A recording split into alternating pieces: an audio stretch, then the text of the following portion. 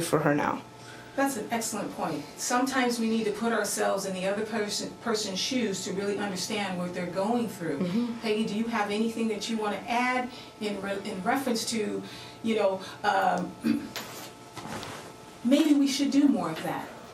If you don't have a hand, maybe we should take one hand and put it behind our back. I think if nothing else, it'll make us all a little bit more sensitive to those people that are experiencing some type of a chronic illness or disability. And I also like what you said about how you realized early on that this was something that you could use as a weapon and get things, but then you realized that was not, it was actually crippling you. Right. And that is the key point right here. And so, Peggy, do you have anything you want to add before we go ahead and close this? Yeah, listening to Heather, you talked about that one person. What was her name again? Her name. I don't know her name. I was too young to know what her name was. Okay, but but my mom called her Lefty. You're talking. No, I'm talking about the other person that you said, the teacher that taught everybody. Diana. Diana is my angel. Your angel. She is my angel. Exactly, and I think it's important because all of us, everybody watching today, we can make a choice to contribute or contaminate. Contaminate with words, laughing, joking at someone, or contribute. Contribute to teaching, contribute to love, contribute to understanding, contribute to teaching others.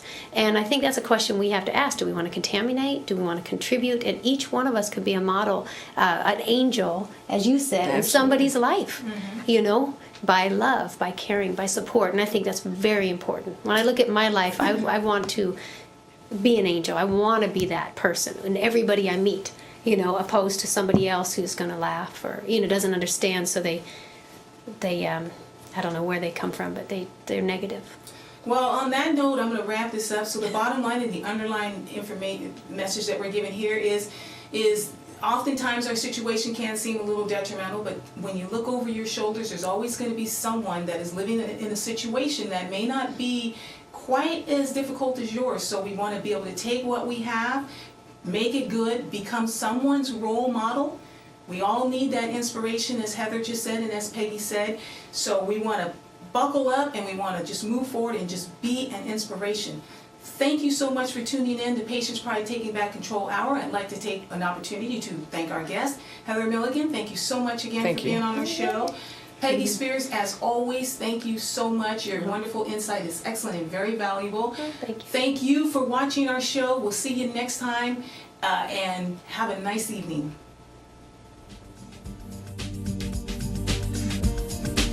Hi, I'm Sheila Shaw, and like many of you, I have been living with chronic illnesses most of my life. And there were times when I didn't think I would make it through. I had people telling me there was no cure, we can't help you, and we don't see you making it through your 20s. And then I remembered that I am what I think I am, and that was just their opinion of me. And I am here today, 20 years later, to say to you, become who you want to be. Don't let anyone make up your mind about who you are unless their opinion is the opinion that you have of yourself. You see, in 1987, I was in the hospital dying. I lost full function in both of my kidneys and was diagnosed with lupus.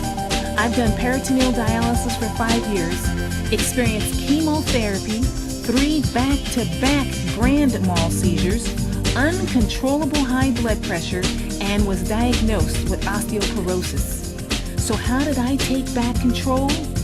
By becoming the person I saw myself to be. In 1998, I received a kidney transplant, and I have been living my life to the fullest ever since.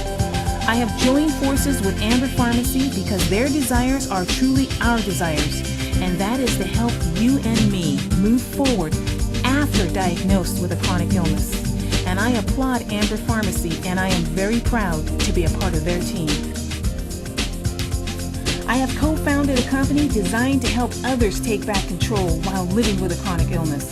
I race motorcycles, I golf, and I have successfully personally built my own 600 square foot studio once again after being told I could not do it. And all the things that I've been doing are fine, But I want to tell you what is really great. And that is when you take what you have that is good and genuinely offer it to others, especially those who are living with the same illnesses or the same situations that you're living with, and you share with them the things that you did that helped you get through it. You see, you and I are so lucky to be standing in the shoes that we're standing in today, no matter what their condition, because the bottom line is there is always someone who is worse off than you and me. So what I would like you to do is I want you to take my story, make it your success story. And if it's not enough to help you move forward, seek out other stories. And if you cannot find a success story to help you move forward, then you have got to put your foot down, leave your footprint, and be someone else's success story. This we owe not only to ourselves, but to our fellow human beings.